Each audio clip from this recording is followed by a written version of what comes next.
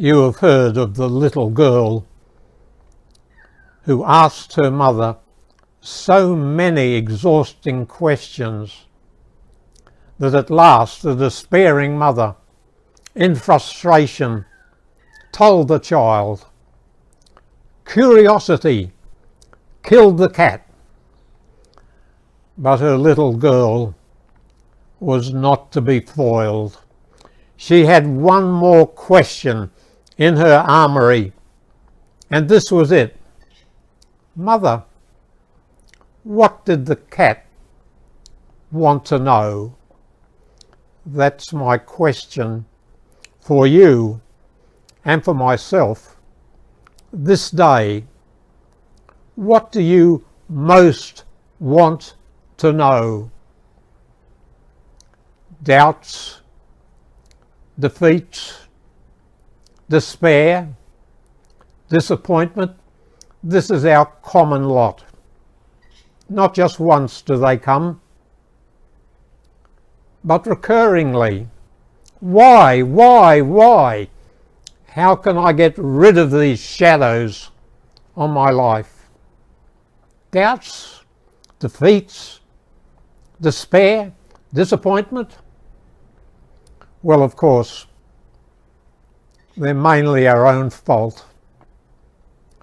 All great literature for thousands of years has told us that the foolishness, the sinfulness of men are the cause of their guilt, their errors, their failures, their flaws. Even from the time of Aeschylus of Greece, of Shakespeare of England, Goethe of Germany, and the several great American writers of the 20th century, they've all said the same thing. Guilt is the result mainly of our own folly. That's why we have doubts, defeats, despairs, disappointments. Walt Whitman said, "Animals don't lie awake at night, weeping over their sins." He was right, but we often do. Bobby Burns said, "I should be a better man." Then he followed it up with this, "I could be a better man." I can put it another way. The main cause for our doubts and defeats and despairs and disappointments is that we fail to prioritise. We have a flawed nature. Over 2,000 years ago, the prophet Isaiah said,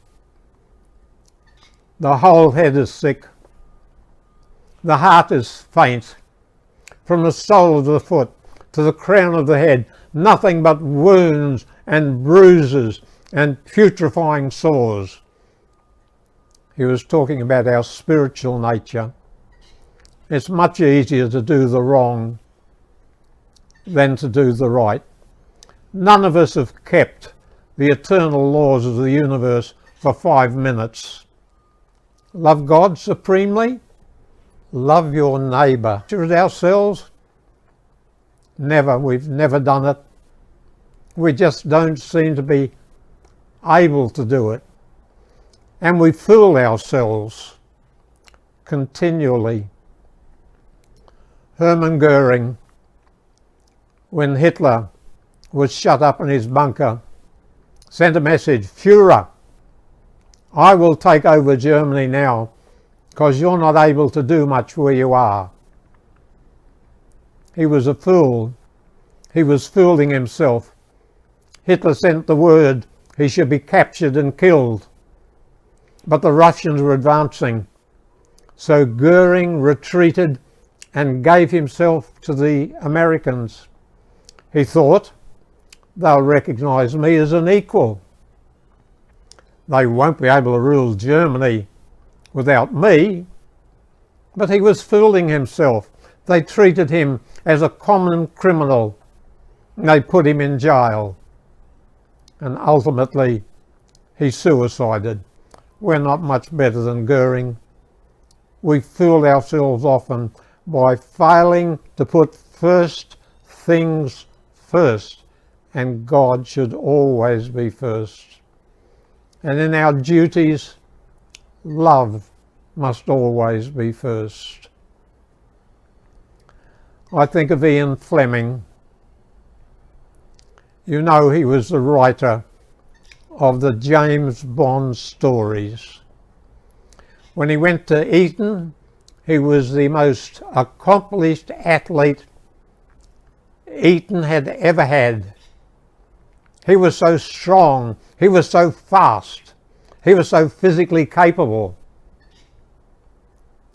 But at the age of 40, he was beginning to die.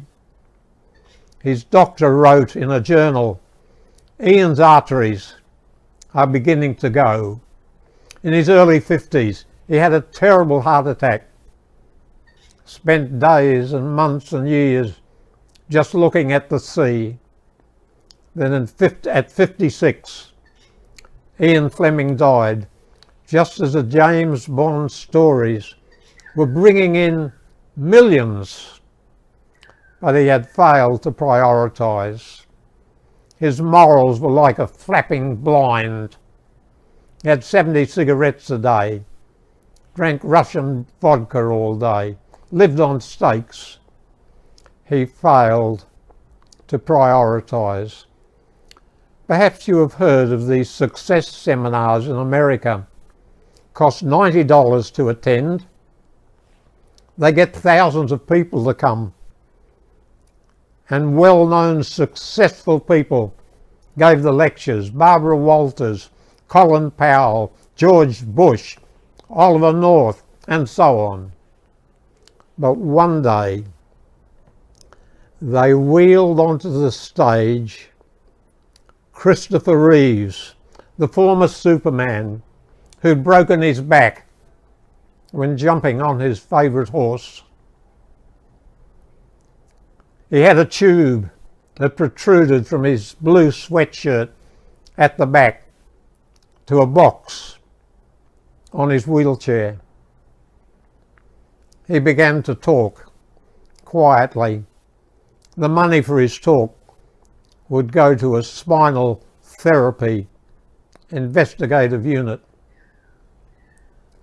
He said the time came when I had to leave this physical world. And some people in the audience began to weep as he described what it was to lie awake every early morning at 2 a.m. thinking the sun would never rise. And then he said, I thought I was very successful once. I was making millions, but I was living a selfish life. I neglected my wife and daughter. I had been altogether wrong about what success is. He said many of my friends are achieving the conventional goals. He paused, and then he said, and it came like a thunderclap, none of it matters. Thousands of people in that vast audience suddenly felt a hollowness, realised their lives were very unfulfilled. They were not heading for success. They were heading for failure. My dear friends, unless we're right with God, we can never be right with ourselves. And if we're not right with ourselves, we can't accept other people. And you know, Death is an inevitable for every one of us. But the good book says the sting of death is sin. Unless we deal with that, we can't deal with doubts and defeats and despair and disappointments. God help you and help me to be real successes in heaven's sight, putting first all the days of our life.